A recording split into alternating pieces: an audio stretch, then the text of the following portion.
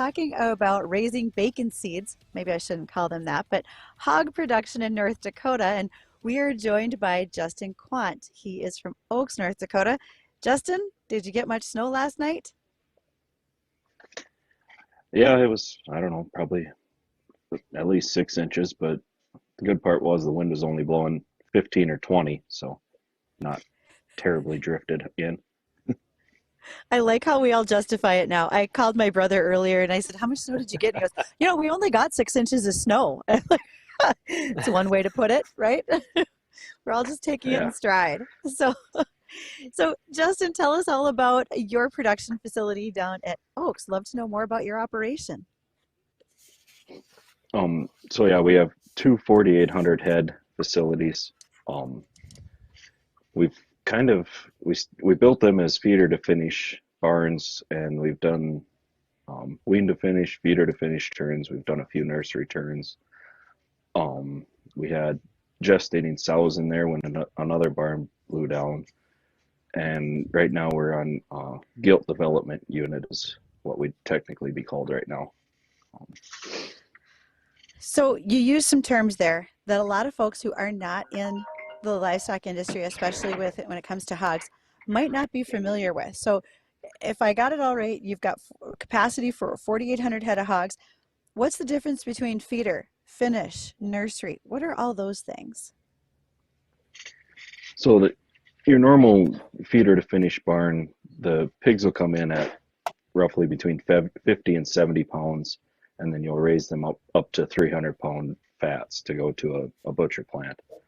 Um, the wean to finish, they would come straight from a sow facility, which when we were doing that, they were coming in at 12 pounds, and then we'd raise them up to 300 pounds.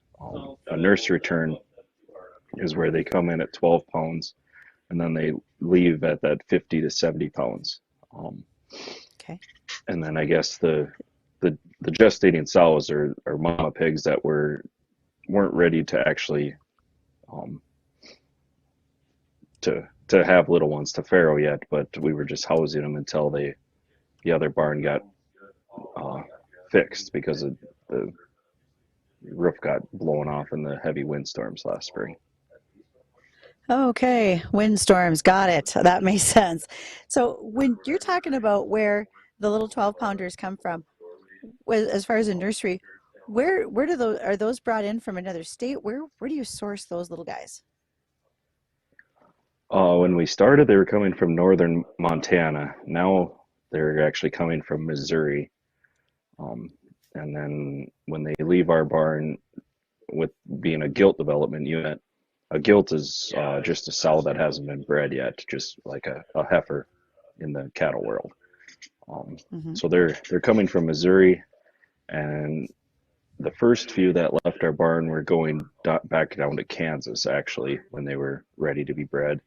Right now we're stocking a brand new sow facility down in Ipswich, South Dakota, which is 30, 40 miles southwest of Aberdeen.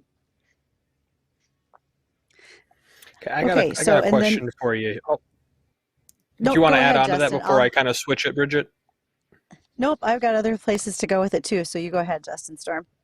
Okay, so I was wondering because we've been kind of bouncing around between, I don't want to call them extremes, but for lighter words put, more of the extremes from decent amount of rainfall to abnormally dry and hot over the last couple of years.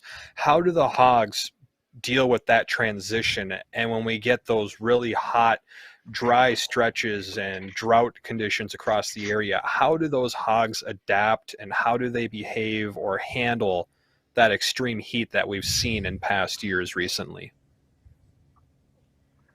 So our barns are built as tunnel facilities, is what they're called, and that when it gets hot, as it gets hotter and hotter in there, they turn on fans on one end of the barn and a curtain opens on the other. So it creates a cool breeze right across the heads and backs of the pigs. And then Mm-hmm. if it does get above 90 degrees, then there's actually misters that spray a mist and cool them down with the Right. light mist of water also, so that the heat gets controlled by them factors. And I guess of course they're heated in the winter right now. My brother had a Snapchat video that I should have actually saved, where he could have crawled up the snow pile, or did crawl up the snow pile, and crawled directly onto the roof of our barn as the snow all Wow. slid off the side. So they There's yeah, so much. inside inside that room at that point was 92 degrees, and outside it was like a -8. So Wow. the Is that the like propane the guys like temperature that us. oh, I bet they do. Is that like a typical temperature that the hogs like to stay at around 90 degrees, or is it just warm for that particular day inside of there? That's just when they come in, when they're that little 12 pounders. As they Oh, grow okay. in age, when they get closer to 300 pounds, it's down to like 65 degrees in there, kind of the Hmm. same Sure. way we like our air conditioning too. So Right. Yeah, I'm a fan of that.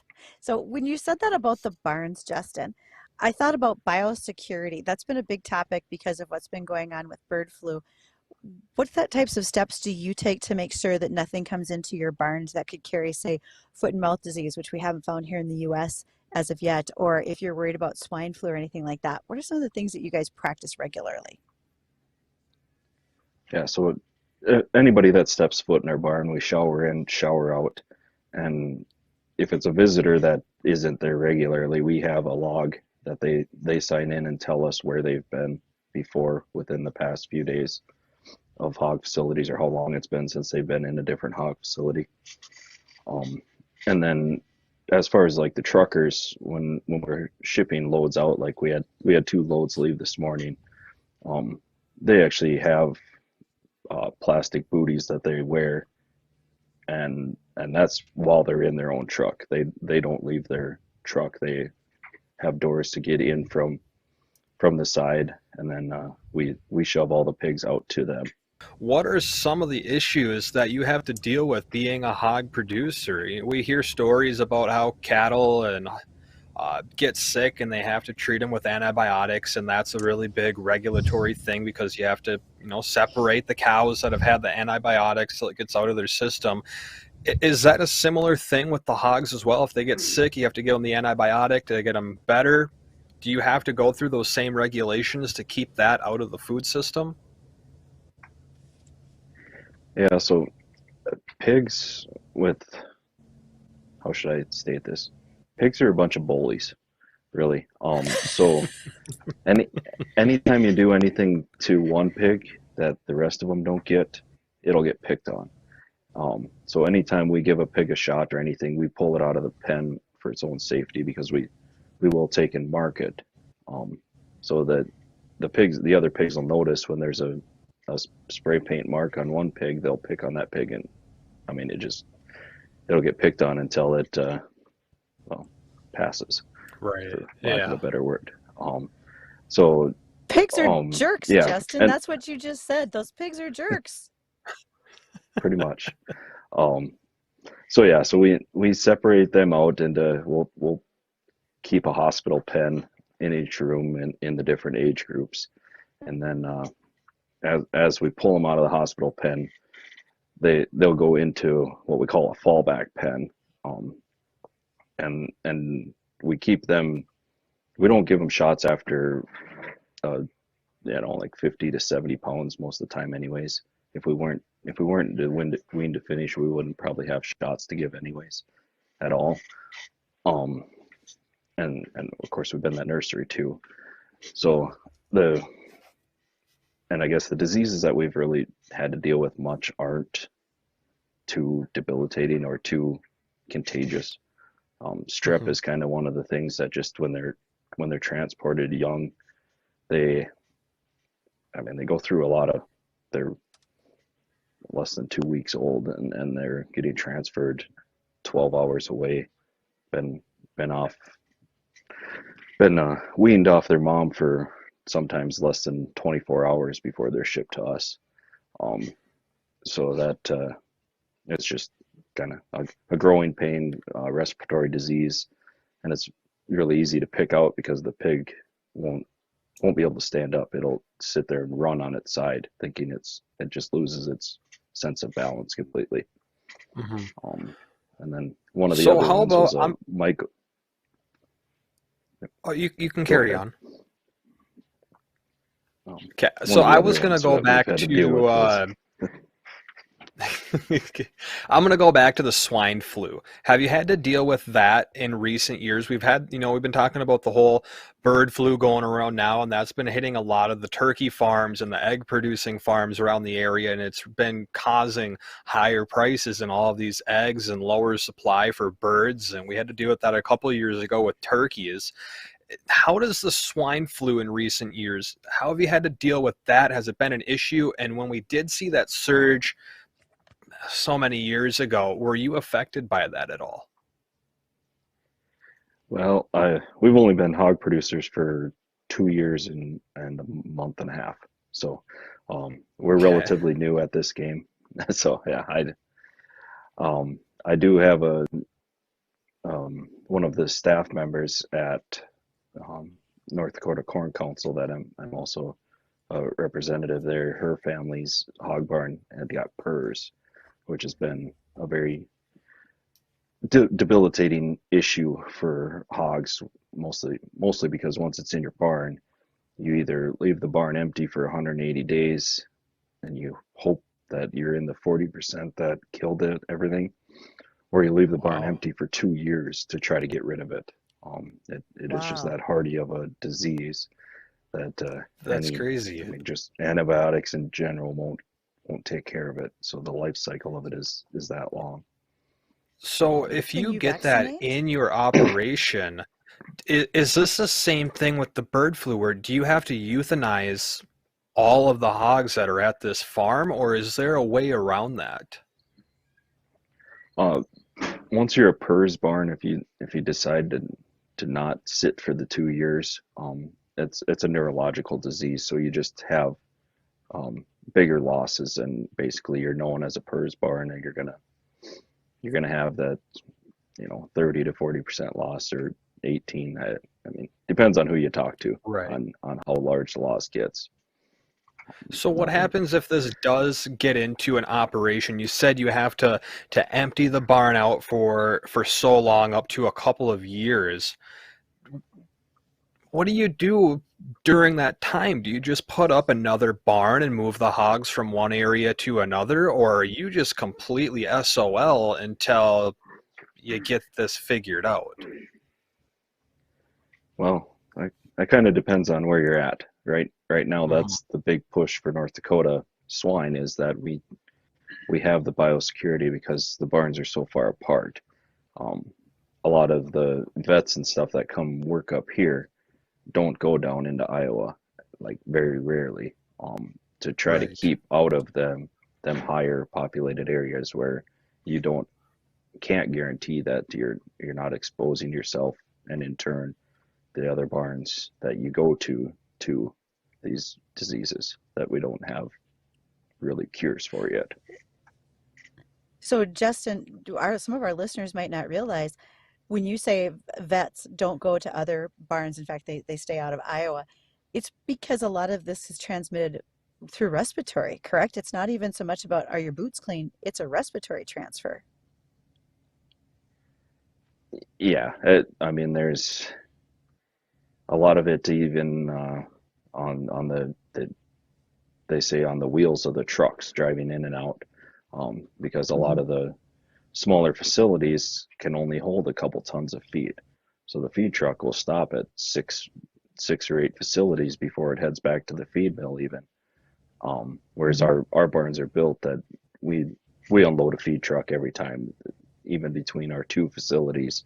The feed truck never goes in between them. So Oh, every and then we Okay. don't have rendering up here, which is another um, way to have direct contact without actually even going in the barn. sure. And rendering is simply disposal of deceased pigs. That would be the easiest way to describe it, Correct. correct? Okay. Yep. So when you were talking about PRRS, Justin, can you vaccinate for PRRS? No, not yet. Okay, so that's So one thing to that's, wait for. yeah. Okay. Yeah. So I'm going to shift gears just slightly. When you ship finished hogs out, because you were talking, 300 pounds, et cetera, where are they headed to? Where are they getting processed? Mostly Sioux Falls or Sioux City, Okay. is where, Okay. when we first started, we had a little bit of a niche market that was going over to northern Minnesota, and I can't remember the name of the town. hmm But yeah, the fats mostly go down to Sioux City or Sioux Falls. Um, Well, personally, being in Bismarck, I'm planning on going over to Cloverdale later to get a ham. This discussion has really spiked my interest, you might say, in making sure I'm well stocked in pork products by the end of the day. So This is the world's largest ham you were yeah, talking about the other day, isn't it? I can only hope. I'm going to go take a look and find a giant ham for Easter. That's my plan right now. I'm going to find the big one. So, so Justin, as we've been talking, I do have a question as well because again, you're at Oaks. This is Justin Quandt is our guest today. If you have questions, you can reach us on the Red Wing Shoes hotline. You can call us at 701-293-9000. But Justin, you also farm. So I'm curious, does your manure from the hogs go onto some of your cropland as well? Is that kind of a management practice that you're able to follow? yeah. So um, the state of North Dakota regulates manure. Actually, it's mostly by the phosphorus use of your land. So for each of our barns, we have about 1,100 acres of application area. Um, that's why our barns are 5 miles apart from each other, is to get enough acreage around that we own or operate, to apply the manure to.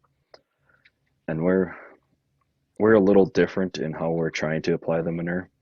We're we're creating our own separators, because most of the solids in the manure is just hair and corn hulls.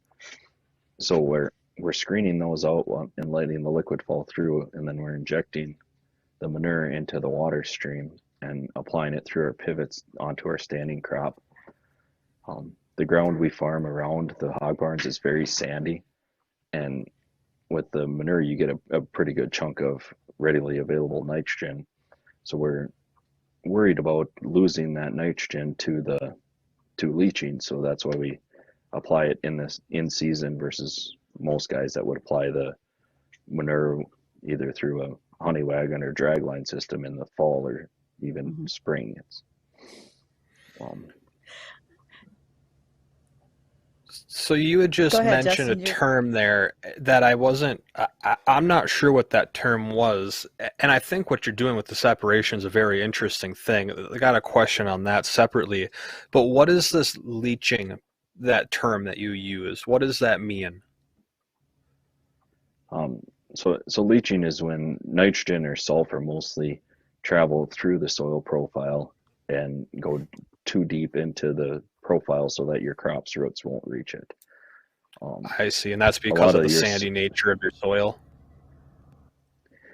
yeah, if you look on the like ND Soil Science website, they'll have a distance to first impermeable layer.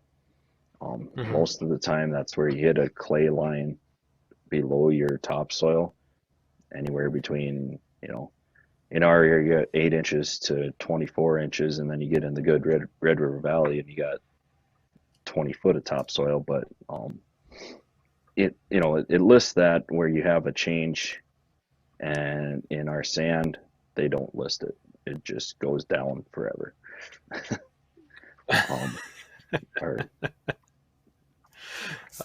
Well, I our appreciate our that. Bridgette, did you have another follow-up with that? I think I saw you were about to say something before me. I do. I've got one last question for Justin before we go to listen to the markets from the American Ag Network. Justin, you are a member of the North Dakota Corn Council. Can you tell me what the council does in North Dakota and how you got to be a member of that? So yeah, the Corn Council, it's North Dakota Corn Utilization Council. We use the checkoff dollars to further corn uses and to protect corn uses and to try to find future better uses to help eat the pile, as we like to say. Um, I got involved because our other or the district person before me was Scott German, and he's also a local hog farmer that while he was on the council got North Dakota Livestock Alliance NDLA started, and NDLA helped us greatly in getting our hog barns put up. So when Scott asked me to be on the board, I accepted just to give back and help out as they helped us so much.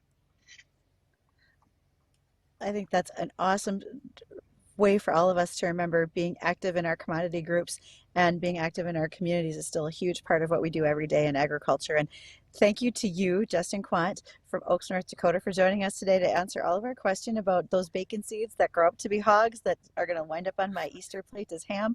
We greatly appreciate that, especially